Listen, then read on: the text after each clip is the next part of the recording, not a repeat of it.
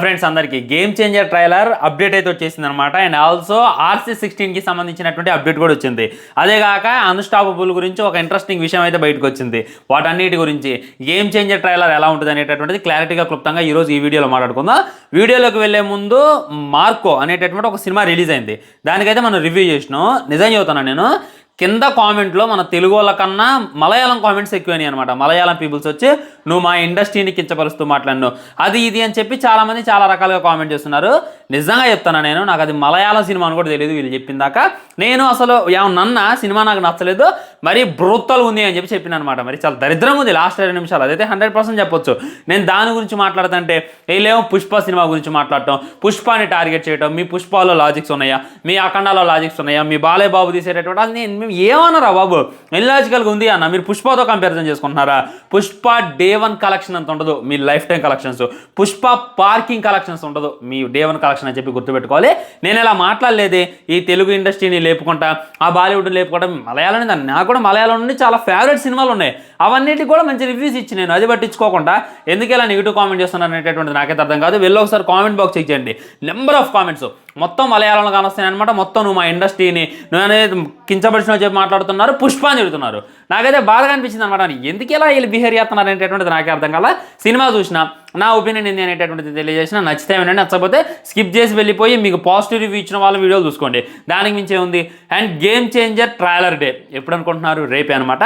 రేపు సాయంత్రం ఎగ్జాక్ట్లీ ఈ టైంకి, అంటే నేను వీడియో చేసేది 5:04కి, 5:04కి అయితే రేపు ట్రైలర్ రిలీజ్ చేయబోతున్నాం అనేటటువంటిది ఆల్రెడీ ఈ రోజు అయితే వాళ్ళు ప్రతిపాదించేశారనమాట. సో ట్రైలర్ ఎలా ఉంటుంది అనేటటువంటిది డెప్త్ మాట్లాడుకుంటే నెక్స్ట్ లెవెల్ ఉండబోతుంది అనేటటువంటిది ఇంకా క్లారిటీగా అర్థమవుతుంది. ట్రైలర్కి సంబంధించినటువంటి చిన్న గ్లిమ్స్ లాంటిది అయితే ఇవాళ రిలీజ్ చేసేటటువంటి ప్రయత్నం మూవీ టీం చేస్తుంది. మ్యాక్సిమం నైట్ కల్లా అయితే దానికి సంబంధించిన చిన్న గ్లిమ్స్ లాంటిది వస్తుంది. అంటే టీజర్ కన్నా ముందు జస్ట్ మిల్లీ సెకండ్స్తో మనకు ఇస్తారు కదా ఇంట్రడక్షన్, అలాగా ఒక 10 సెకండ్స్ 20 సెకండ్స్ ట్రైలర్ ఇంట్రడక్షన్ అయితే మనకైతే ఇవ్వబోతున్నారు అనమాట.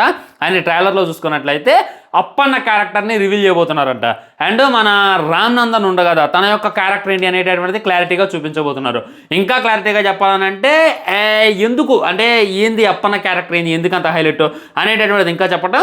అండ్ మన రామ్ చరణ్ అన్న పోలీస్ ఆఫీసర్గా కనపడబోతుండో అదేంటి అనేటటువంటిది ఇంకా చూపించబోతున్నారు. అండ్ మీరు టీజర్లో చూసింది ఏదైతే ఉందో ఇది నాట్ 10% మాత్రమే. కానీ ట్రైలర్లో అయితే మ్యాక్సిమం మీకు 100% సాటిస్ఫాక్షన్ అయితే ఉంటుంది. ఎందుకంటే ట్రైలర్ అనేటటువంటిది మూవీని సగం డిసైడ్ చేస్తుంది. అదేవిధంగా ట్రైలర్ని ఒక రేంజ్లో దించేటటువంటి ప్రయత్నం మన శంకర్ గారు చేస్తున్నారనమాట. మొట్టమొదట శంకర్ గారి ట్రైలర్ కట్ గురించి మీకు తెలియాలన్నమాట. నాకు బాగా నచ్చినటువంటి ట్రైలర్ కట్, టీజర్ కట్ ఏదైనా ఉందంటే ఐ సినిమా ట్రైలర్ టీజర్ ఫస్ట్లో చూసి ఒక్కొక్కడికి దిమ్మ తిరిగిపోయింది, మైండ్ దొబ్బింది. ఏ వలస అని అర్థం కాల స్టోరీ. అసలు ఆ మృగరాజ్ క్యారెక్టర్ ఏంది, ఆ గూండోడి క్యారెక్టర్ ఏంది, ఆ బక్కోడి క్యారెక్టర్ ఏంది, ఈ ముగ్గురు క్యారెక్టర్లు ఏ నుండి వచ్చినాయి, మరి మామూలు క్యారెక్టర్ ఏంది, మరి ఆ బాడీ బిల్డింగ్ క్యారెక్టర్ ఏంది అనేటటువంటిది అర్థం కాల. ఆ సినిమా చూసి మన విక్రమ్ చూసుకున్నట్లయితే మొత్తం 5 వేరియంట్లో కనపడబోతుండో, 5 రకాలుగా నటించబోతుండో, 5 ఉన్నారు ఇందులో హీరోలు అని చెప్పి నేనైతే అనుకున్నా. కానీ కట్ చేస్తే ఒక్కడినంటే ఒక్కడనే ఈ విధంగా రకరకాలుగా చూపించింది అనమాట. మనల్ని కన్ఫ్యూజ్ చేసిండు. ఆ శంకర్నే ఆ శంకర్ గారు ఆ హీరోనే బాడీ బిల్డర్లా చూపించిండు ఫస్ట్. ఆ తర్వాత నార్మల్ లుక్లో చూపించిండు ఒక మోడల్ లాగా. ఆ తర్వాత గూనోల్లా చూపించిండు. ఆ తర్వాత మృగరాజులా చూపించిండు. ఈ విధంగా ఒకే క్యారెక్టర్కి రకరకమైనటువంటి వేరియంట్స్ అయితే ఇవ్వడం జరిగింది. డబుల్ యాక్షన్ కాదు, triple action, only single action అనేటటువంటిది కూడా అందులో తెలియజేయడం. అంతేందుకు మన శివాజీ సినిమా ఉంది. శివాజీ సినిమాలో చూసుకున్నట్లయితే శివాజీ క్యారెక్టర్ ఒకటి అండ్ గుండు బాస్ క్యారెక్టర్ ఒకటి, ఇద్దరు ఒకటే కానీ మనకు డబల్ యాక్షన్ అనిపించాలి అనేటటువంటి దాన్ని నెక్స్ట్ లెవెల్ చూపించేటటువంటి ప్రయత్నం చేస్తారు. శంకర్ గారు చూసుకున్నట్లయితే డబల్ యాక్షన్ మ్యాక్సిమం తక్కువ పెడతారు అనమాట. అండ్ భారతీయుల్లో ఉంది డబల్ యాక్షన్, కొడుకుది తండ్రిది. ఈ భారతీయుడు 2లో లేదులే, భారతీయుడు 1లో ఉంది. ఆ తర్వాత రోబోలో ఉంటుంది. అది డబల్ యాక్షన్ అని చెప్పలేము. రజనీకాంత్ గారే ఇంకో రజనీకాంత్ గారిని సృష్టిస్తారు అనమాట. అంటే రోబోలు అంటే అది కూడా డబల్ యాక్షన్, సింగిల్ యాక్షన్ లా కూడా మనం అయితే చెప్పుకోవచ్చు. అదైతే నెక్స్ట్ గ్రాఫిక్స్. ఈ విధంగా డబల్ యాక్షన్ అనేటటువంటిది మనకి ట్రైలర్లో చెప్తారు, టీజర్లో చెప్తారు, మూవీ ముందు చెప్తారు. కానీ కట్ చేస్తే అక్కడ డబుల్ యాక్షన్ ఉంటుంది, సింగిల్ యాక్షన్ ఉండేటటువంటి అవకాశాలు ఉన్నాయి అనమాట. సో బయట జరుగుతున్నటువంటి కథ ఏంటి అనేటటువంటిది నేను మీకు చాలాసార్లు తెలియజేసిన. ముందేంటంటే రామ్ నందన్ కలెక్టర్ అనమాట. వాళ్ళ నాన్నని ఎవడో మోసం చేస్తే రివెంజ్ తీర్చుకోవడానికి వైజాగ్ రావడం జరిగింది.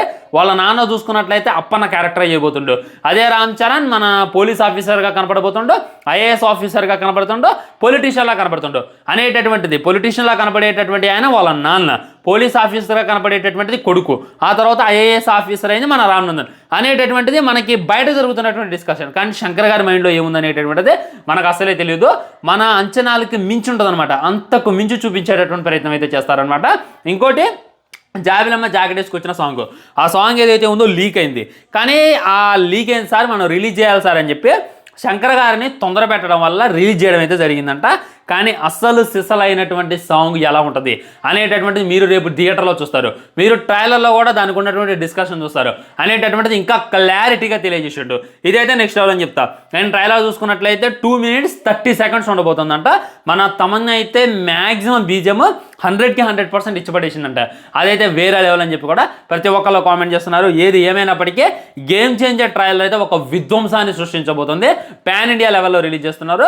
ఆ హంగులు తగ్గట్టు, తమిళ్కి తగ్గట్టు, పాన్ ఇండియా తగ్గట్టు అన్ని ఎలిమెంట్స్ అయితే ఆ సినిమాలో ఉన్నాయి. ఆల్మోస్ట్ సినిమాకి పెట్టినటువంటి పెట్టుబడి 400 కోట్లు. మాటలు కాదు, ఇది 400 కోట్లు సినిమా రికవరీ చేయాలి అని అంటే 800 కోట్ల బిజినెస్ అయితే జరగాలి. 800 కోట్ల బిజినెస్ జరగాలి అని అంటే ట్రైలర్ అయితే బాగుండాలి. ట్రైలర్ ప్రతి ఒక్కరికి కూడా నచ్చాలి, మంచి అప్రిషియేషన్స్ అయితే రావాలి, నెగిటివ్ అనేటటువంటిది రాకూడదు. అలాంటప్పుడే బిజినెస్ అయితే గట్టిగా జరిగిద్ది. సో ఇక్కడ సినిమా టార్గెట్ వచ్చేసి ఈజీగా మామూలుగా ఆడాలి అని అంటే యావరేజ్ ఆడాలి అని అంటే 800 కోట్లు అయితే వసూలు చేయాలి. సినిమా బ్లాక్ బస్టర్ అవ్వాలి అని అంటే 1000 కోట్లు అయితే వసూలు చేయాలి. సో గేమ్ చేంజర్ టార్గెట్ అయితే 1000 కోట్లు అనేటటువంటిది క్లారిటీగా క్లుప్తంగా అర్థమైపోతుంది. చాలామంది ప్రీ బిజినెస్ గురించి కూడా అడుగుతున్నారు కాబట్టి ఈ అప్డేట్ కూడా ఇచ్చి పడేసిన వామ్ ఒక వీడియోలో నేను చెప్పిన చూడండి. ఆ తర్వాత అన్స్టాపబుల్లో మన రామ్ చరణ్ అన్న అయితే అదిరిపోయింది అబ్బా. ఇక లుక్కి అయితే వంక పెట్టేది లేదు. దానికన్నా ముందు RC16 గురించి మాట్లాడుకోవాలి. RC16 నుండి ఫస్ట్ లుక్ అయితే వచ్చింది. అదే ఇది ఏంది ఏం కానట్లేదు, ఇది మొత్తం దుమ్మే కానుతుంది అంటారా, అదే ఫస్ట్ లుక్ అంట. ఇది డైరెక్ట్గా మూవీ టీం నుండి వచ్చింది. మొత్తం దుమ్ము కానుతుంది. దుమ్మెనక హీరో ఉండేమో కల్కి టీం నాయరా బాబు, ఒక కాలో చేయన్నా రిలీజ్ చేసేది, ఒక టైర్ అన్నా రిలీజ్ చేసేది. వీళ్ళు మరీ అర్థమానం కొద్దిగా దుమ్ము లేపి దాంట్లో RC16 అని రాసి అప్డేట్ ఇస్తున్నారనమాట. న్యూ ఇయర్ కనీసం మన రామ్ చరణ్ అన్న ఫస్ట్ లుక్ రిలీజ్ చేస్తే ఏమైంది అనేటటువంటిది నాకైతే బాధగా అనిపించింది. ఒక ఫస్ట్ లుక్ అయితే రిలీజ్ చేయాల్సింది. ఫస్ట్ లుక్ రిలీజ్ అయిపోయినా రామ్ చరణ్ అన్న కాలో చెయ్యో హెయిర్ స్టైల్ లాంటిది రిలీజ్ చేస్తే బాగుంటుంది. ఒక దుమ్ము అనేటటువంటిది లేపి ఒక ఎడార్ లాంటిది చూపించి దాంట్లో RC16 రాయడం ఏదైతే ఉందో నాకు ఇది కాదు. సో ఈ RC16 లుక్ అయితే ఖచ్చితంగా మన అన్స్టాపబుల్లో రామ్ చరణ్ అని వచ్చింది కదా అలా ఉండబోతున్నాం అనేటటువంటిది క్లారిటీగా అర్థమవుతుంది. బాలయ్య బాబు గారు అయితే ఎంతో కూడా ఈగో లేకుండా గేమ్ చేంజర్ డాకు మహారాజ్ సంక్రాంతికి వస్తున్నావు అనేటటువంటిది చెప్పడం ఏదైతే ఉంది ఇదైతే నాకు మామూలుగా అనిపించలేదు. ఎందుకంటే ఏ హీరో కూడా తనకు పోటీగా వచ్చేటటువంటి సినిమాని లేపాలని చూసుకోడు. కానీ మన బాలకృష్ణ గారు ఇగోనంతా పక్కన పెట్టి ఇద్దరిని చూడండి అని చెప్తున్నంటే ఒక మెట్ ఎక్కేసింది అనమాట. అండ్ ఇందులో ఇంకా ఇంట్రెస్టింగ్ ఏంటంటే అన్స్టాపబుల్లో ప్రభాస్కి మన రామ్ చరణ్ అన్న ఫోన్ చేయడం జరిగింది అనమాట. దానికి సంబంధించిన వీడియో కూడా లీక్ అయింది. ఇప్పుడు నేను పెడితే కాపీరైట్ స్ట్రైక్ వస్తుందిలేండి. సో అక్కడ ఫోన్ ఏ ఫ్రెండ్ ద్వారా ప్రభాస్తో అయితే మాట్లాడడం జరిగింది. ఆల్రెడీ ప్రభాస్ అన్న అన్స్టాపబుల్కి వచ్చినప్పుడు రామ్ చరణ్తో మాట్లాడడం జరిగింది. నిజంగా రామ్ చరణ్ ప్రభాస్ అని ఆడుకుండు అనమాట. ఆ టైంలో ఇట్స్ రివెంజ్ టైం అని చెప్పి మళ్ళీ ప్రభాస్ అయితే రామ్ చరణ్ ఎలా ఆట పట్టిస్తారు నాకు తెలిసి అంత ఆట పట్టాడు ప్రభాస్ అని. ఎందుకంటే చాలా ఇంట్రోవర్ట్. సో ఇంట్రోవర్ట్ ఎక్స్ట్రోవర్ట్ అనేటటువంటిది షో చూసాక మనకైతే క్లారిటీగా అర్థమైంది. షో అయిపోయింది అనమాట. షూటింగ్ అంతా కూడా కంప్లీట్ చేశారు. At the same time Daaku మహారాజు ప్రమోషన్స్ అయిపోయినాయి, గేమ్ చేంజర్ ప్రమోషన్ కూడా అయిపోయింది ఫ్రెండ్స్. సో నెక్స్ట్ ఆల్ వచ్చింది అని చెప్పి ప్రతి ఒక్కళ్ళు కామెంట్ చేస్తున్నారు. ఇది గేమ్ చేంజర్కి సంబంధించి RC16కి సంబంధించి అట్ ద సేమ్ టైం అన్స్టాపబుల్కి సంబంధించినటువంటి ఎక్స్పీరియన్స్ అనమాట. మార్కో రివ్యూకి కొద్దిగా తక్కువ వ్యూస్ ఉన్నాయి, వెళ్ళి చూడండి మీకు క్లారిటీ వస్తుంది. ఉంటా మరి బాయ్. ఛానల్ని సబ్స్క్రైబ్ చేయండి, వీడియో లైక్ చేయండి, వీలైనంత వీడియోని షేర్ చేయండి. వందే మాత్రం జై హింద్.